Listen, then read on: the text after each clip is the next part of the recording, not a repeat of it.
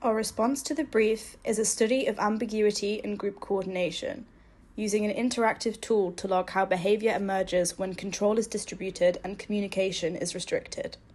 We ask how shared understanding emerges in groups when individuals can't fully see how their actions affect a system. Our primary hypothesis proposes that ambiguous control mappings and restricted verbal communication lead groups to shift from hierarchical leadership patterns toward distributed coordination strategies.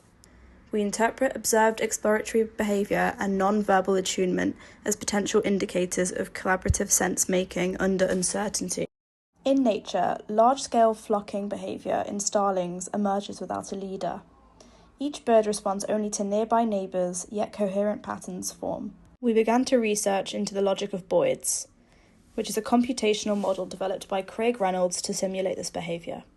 Each agent follows 3 simple rules of separation, alignment, and cohesion.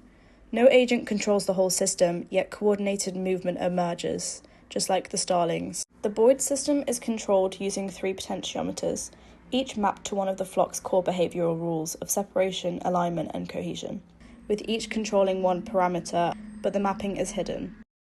Testing JSON logging with a simplified prototype revealed that single measured data was insufficient. We therefore combined potentiometer input with POSNet body tracking, using a GUI to control recording and export synchronized JSON datasets.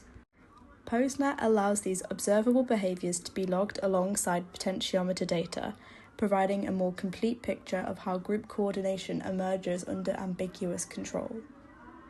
The final GUI controls session logging and displays live participant input and system metrics, all of which are synchronized and recorded as JSON for later analysis.